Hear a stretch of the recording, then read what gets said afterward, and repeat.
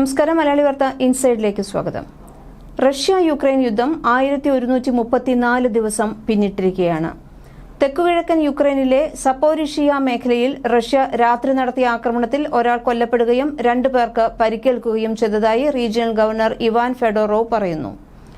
യുക്രൈനിലെ ക്രിവിറിഹിൽ നടന്ന Russian ballistic missile ആക്രമണത്തിൽ കുറഞ്ഞത് 4 പേർ കൊല്ലപ്പെടുകയും 2 കുട്ടികൾ ഉൾപ്പെടെ 14 പേർക്ക് പരിക്കേൽക്കുകയും ചെയ്തതായി യുക്രൈനിലെ അധികൃതർ അറിയിച്ചു. യുക്രൈനിലെ ഖാർക്കിവ് മേഖലയിൽ നടന്ന ഡ്രോൺ ആക്രമണത്തിൽ ഒരു കുഞ്ഞിനും 7 വയസ്സുള്ള ആൺകുട്ടിക്കും 6 പേർക്കും പരിക്കേറ്റതായി മേഖലാ ഗവർണർ ലൈഹ് സിനിഹുബോവ് പറയുന്നു. മേഖലയിൽ 15 ഡ്രോൺ ആക്രമണങ്ങൾ നടത്തിയതായാണ് ഖാർക്കിവ് മേയർ ഇഹോർ തെരേഖോവ് പറയുന്നത്. റഷ്യൻ നഗരമായ കുർസ്കിലെ അപ്പാർട്ട്മെന്റ് കെട്ടിടങ്ങളിൽ ഡ്രോൺ ആക്രമണം ഉണ്ടായതിനാൽ കുറഞ്ഞത് 60 പേരെ അവരുടെ വീടുകളിൽ നിന്ന് ഒഴിപ്പിക്കാൻ നിർബന്ധിതരായതായി ആക്ടിംഗ് ഗവർണർ അലക്സാണ്ടർ ഖിൻഷെയ്ൻ പറയുന്നു. റഷ്യൻ സ്റ്റേറ്റ് വാർത്താ ഏജൻസികളായ ടാസും RIA നോവോസ്റ്റിയും റിപ്പോർട്ട് ചെയ്യുന്നത് റഷ്യൻ സൈന്യം ഒറ്റ രാത്രി കൊണ്ട് 93 യുക്രൈനിയൻ ഡ്രോണുകൾ നശിപ്പിച്ചു എന്നാണ്.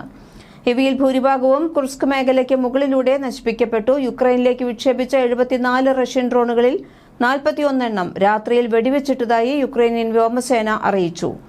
ഇലക്ട്രോണിക് ജാമിംഗ് നടപടികൾ കാരണം മറ്റ് 20 ഡ്രോണുകൾക്ക് ലക്ഷ്യത്തിലെത്താൻ കഴിഞ്ഞില്ല എന്നാണ് വ്യോമസേന അറിയിച്ചത്. യുക്രൈനിന്റെ വടക്കുകിഴക്കൻ സുമി മേഖലയിലെ ഒരു സബ്സ്റ്റേഷനിൽ റഷ്യൻ ഡ്രോൺ ഇടിച്ചുകയറിയതിനെ തുടർന്ന് ഏകദേശം 4000 വീടുകളിൽ വൈദ്യുതി നഷ്ടപ്പെട്ടതായി യുക്രൈൻ പ്രസിഡന്റ് വ്ളോഡിമിർ സെലൻസ്കി പറയുന്നു. പീരങ്കി ആക്രമണത്തിൽ മധ്യ ഡിനിപ്രോ പെട്രോസ്ക് മേഖലയിലെ ഒരു വൈദ്യുതി ലൈനിന് കേടുപാടുകൾ സംഭവിച്ചിട്ടുണ്ട്.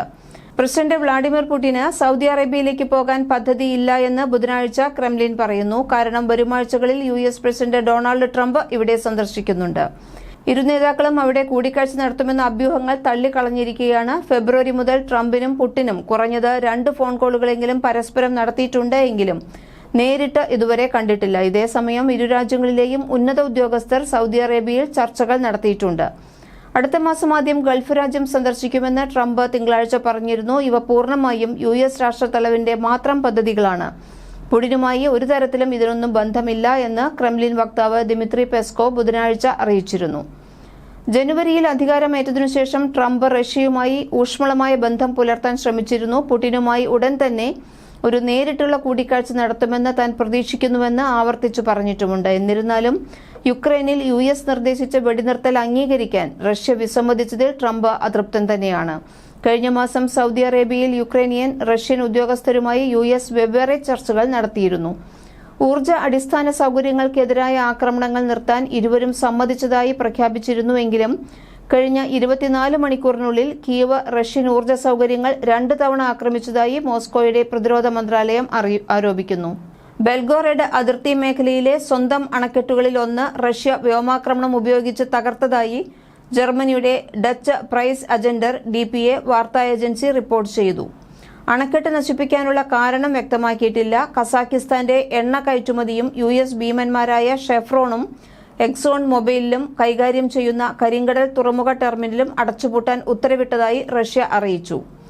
ടെർമിനലുകളിലെ കപ്പലുകളുടെ കെട്ടുറപ്പിൽ 2 തവണ പരിശോധന നടത്തിയ ശേഷമാണ് അടച്ചുപൂട്ടൽ പ്രഖ്യാപിച്ചത്.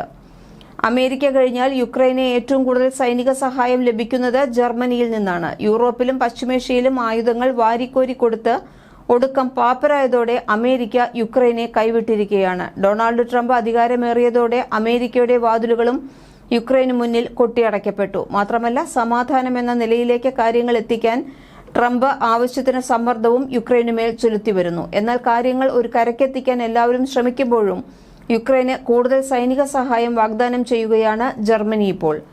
യുക്രൈൻ സന്ദർശനത്തിനിടെ $12 ബില്യൺ അധിക സൈനിക സഹായം നൽകുമെന്നാണ് ജർമ്മൻ ഇപ്പോൾ വാഗ്ദാനം ചെയ്തിരിക്കുന്നത്. വിദേശകാര്യമന്ത്രി അന്നലീന ബെയർബോക്കാണ് പ്രഖ്യാപനം നടത്തിയത്. ജർമ്മൻ ഗവൺമെന്റിന്റെ വരാനിരിക്കുന്ന മാറ്റം പരിഗണിക്കാതെ തന്നെ യാതൊരു എതിർപ്പും കൂടാതെ ജർമ്മനി യുക്രൈനെ പിന്തുണയ്ക്കുന്നത് തുടരുമെന്നാണ് അറിയിച്ചിരിക്കുന്നത്.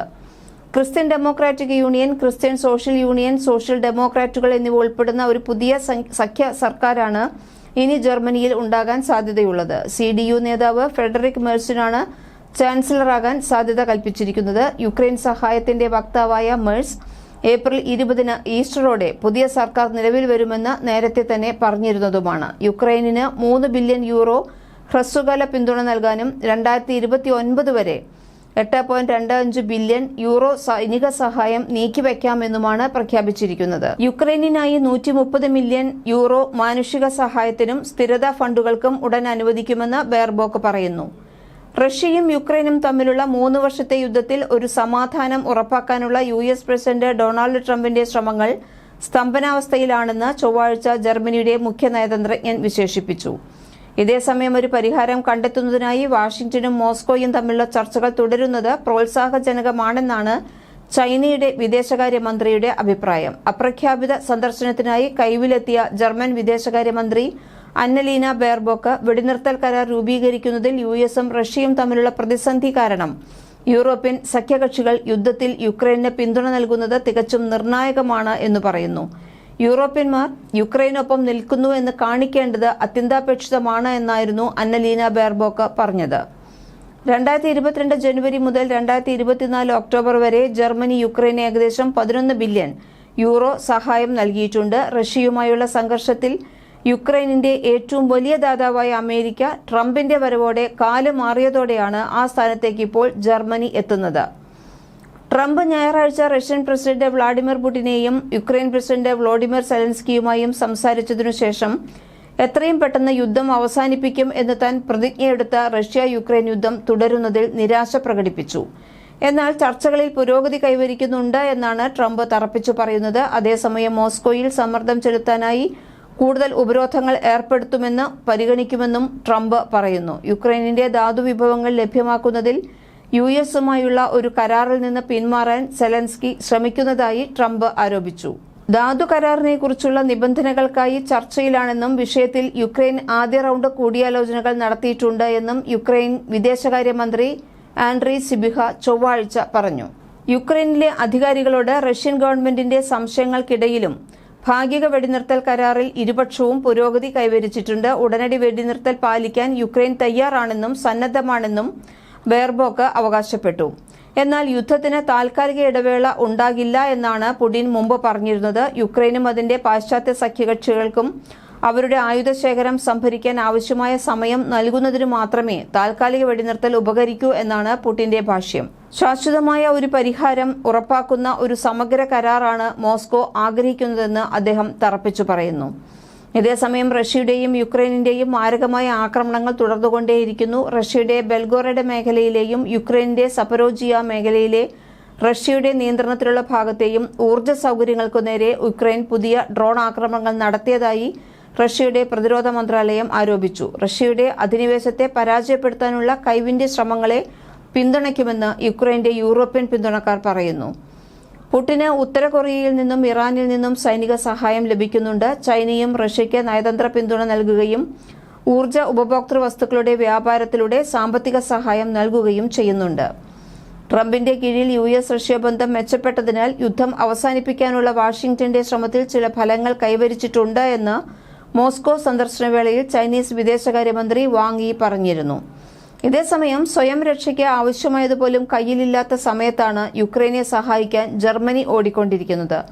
യുക്രൈന് 3 പാട്രിയറ്റ് വ്യോമ പ്രതിരോധ യൂണിറ്റുകൾ സംഭാവന നൽകിയതോടെ തന്നെ ജർമ്മനിയിലെ പാട്രിയറ്റ് സംവിധാനങ്ങളുടെ എണ്ണം 9 കുറഞ്ഞിരുന്നു. പതിറ്റാണ്ടുകളായി നിക്ഷേപം കുറവായതിനാൽ ഇതിനകം തന്നെ കുറഞ്ഞുവന്ന ജർമ്മനിയുടെ സായുധ സേനയുടെ സ്റ്റോക്കുകൾ യുക്രൈനിലേക്കുള്ള ആയുധ വിതരണത്താൽ കൂടുതൽ കുറഞ്ഞിട്ടുണ്ട്. ട്രംപ് അധികാരത്തിൽ തിരിച്ചെത്തിയതിനുശേഷം ബന്ധങ്ങളിൽ പ്രകടമായ വീഴ്ചയുണ്ടായിട്ടും റഷ്യയും അമേരിക്കയും സംഘർഷത്തിന് നയതന്ത്രപരമായ ഒരു പരിഹാരത്തിനായി പ്രവർത്തിക്കുകയാണ്. യുക്രൈനിലെ അധികാരികളോട് റഷ്യൻ ഗവൺമെന്റിന്റെ സംശയങ്ങൾക്കിടയിലും ഭാഗിക വെടിനിർത്തൽ കരാറിൽ ഇരുപക്ഷവും പുരോഗതി കൈവരിച്ചിട്ടുണ്ട്. യൂറോപ്യൻ യൂണിയന്റെ വിദേശ നയത്തിനെതിരെ വിയോജിക്കുന്ന രാജ്യങ്ങളെ ശിക്ഷിക്കുന്നതുൾപ്പെടെ യൂറോപ്യൻ യൂണിയൻ തീരുമാനങ്ങൾ എടുക്കുന്നതിൽ വലിയ പങ്കുവഹിക്കാൻ പുതിയ ജർമ്മൻ സർക്കാർ പദ്ധതിയിടുന്നുവെന്നാണ് പൊളിറ്റിക്കോ റിപ്പോർട്ട് ചെയ്യുന്നത്. യുക്രൈൻ സംഘർഷം, റഷ്യക്കെതിരായ ഉപരോധങ്ങൾ തുടങ്ങിയ വിഷയങ്ങളിൽ യൂറോപ്യൻ യൂണിയൻ തീരുമാനങ്ങളെ ധിക്കരിച്ച ഹംഗറിയെ ലക്ഷ്യമിട്ടാണ് കരട് സംഖ്യ കരാർ തയ്യാറാക്കിയിരിക്കുന്നതെന്നാണ് റിപ്പോർട്ട്. യൂറോപ്യൻ യൂണിയന്റെ നിലവിലെ പ്രസിഡന്റ് സ്ഥാനം വഹിക്കുന്ന ജർമ്മനി, ഫ്രാൻസ്, പോളണ്ട് എന്നിവയുടെ ത്രികക്ഷി സഖ്യമായ വെയ്മർ ട്രയാങ്കിൾ ഉപയോഗിച്ച് ബ്ലോക്കിന്റെ ദിശയെ സ്വാധീനിക്കാനും ജർമ്മനിയുടെ വോട്ടവകാശം ഉപയോഗപ്പെടുത്തുന്നത് ശക്തിപ്പെടുത്താനുമാണ് നിർദ്ദേശിക്കുന്നത്. മലയാളി വാർത്ത ഇൻസൈഡ്.